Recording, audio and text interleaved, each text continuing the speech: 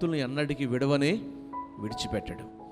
నిజమే, ఈరోజు లోక పరిస్థితులు మనం గమనిస్తూ ఉంటే మనిషి జీవితంలో అనేక రకాల ఒడిదొడుకులు, బలహీనతలు, మరణాలు, శోధనలు, కలవరాలు, ఎన్నో రకాల పరిస్థితుల మధ్య బ్రతుకుతున్న ఈ కాలంలో ఏమండి, దేవుడు చెబుతున్న మాట ఒకటి, ఆయన యందు విశ్వాసం ఉంచిన బిడ్డలను ఎన్నటికీ ఆయన విడిచిపెట్టడంట. ఈరోజు ఈ మాటలు వింటున్న మనల్ని, మన కుటుంబాలను ఈ నెలంతా దేవుడు విడవకుండా కాపాడును గాక. ఎవరు ఇంతకీ ఈ మాట చెబుతుంది? ఎవరి ద్వారా ప్రభు ఈ మాట రాయించారు అంటే, దావీదు అనే ఒక వ్యక్తి పాడుతున్న పాట. ఈ పాట ఒక పాట పాడుకుంటున్నాడు. ఏ సమయంలో పాడుకుంటున్నాడు అంటే, నిండు వృద్ధాప్యంలో ఉన్నాడు దావీదు ఈ పాట రాసినప్పుడు. ముసలితనంలో దావీదు జీవించిన సంవత్సరాలు 80 నుండి 90 లోపు, సుమారు 84 లేక 83 సంవత్సరాల వరకు దావీదు బ్రతికాడు. ఇది చరిత్ర సెలవిస్తున్న మాట. వృద్ధాప్యం వచ్చింది. ఆ సమయంలో కూర్చుని ఒక ఆలోచన చేస్తున్నాడు. ఏంటి ఆ ఆలోచన అనంటే, తన జీవిత కాలంలో జరిగినవన్నీ జ్ఞాపకం చేసుకుంటాడు. ఇంకా బయటికి వెళ్ళలేని పరిస్థితి, వృద్ధాప్యం వచ్చింది, ముసలివాడిగా ఉన్నాడు.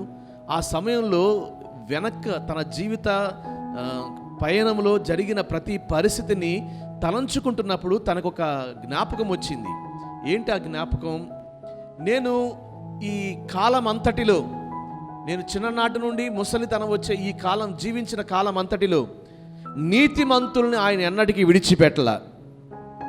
గట్టిగా చెప్పండి.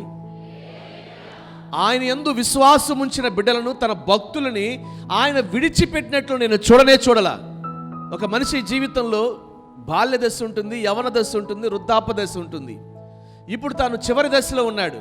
అంటే బాల్య దశను చూచాడు, యవన దశను చూచాడు, వృద్ధాప్య దశలో ముసలితనంలో తాను తలంచుకుంటున్న తలంపులు ఒక్కసారి వెనక తిరిగి ఆలోచించుకుంటే తన పైన మంతటిలో ఒకటి గమనించాడు. అదేంటంటే, దేవుడు తన భక్తుల్ని ఎన్నటికీ విడిచిపెట్టలేదు.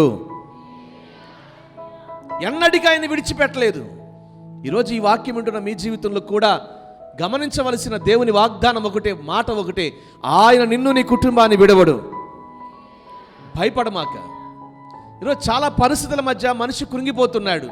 ఆర్థిక, అనారోగ్య, కుటుంబ పరిస్థితుల మధ్య జీవితాన్ని నడుపుకోలేక, జీవిత పయనంలో అడుగులు ముందుకు వేయలేక కృంగిపోతున్న సమయంలో దేవుడు ఇస్తున్న అద్భుతమైన మాట ఒకటి, ఇదిగో భయపడమాక, నేను నిన్ను ఎన్నటికీ విడివను.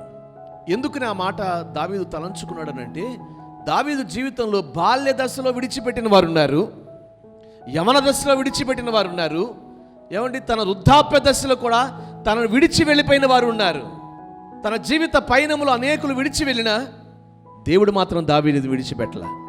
దావీదు జీవితాన్ని 4 భాగాలుగా విభజించారు చరిత్రకారులు.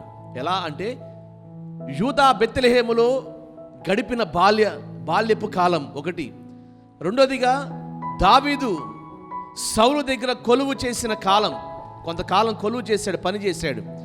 3 సౌలు చేత తరమబడి అరణ్యంలోనికి పారిపోయిన కాలం 3.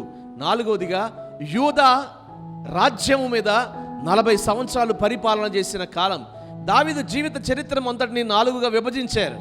బాల్య దశ, సౌలు దగ్గర కొలువు చేసిన కాలం, 3వదిగా పారిపోయి అరణ్యంలో దాగి ఉన్న కాలం, 4వదిగా యూదులకు రాజుగా 40 సంవత్సరాలు పరిపాలన చేసిన కాలం.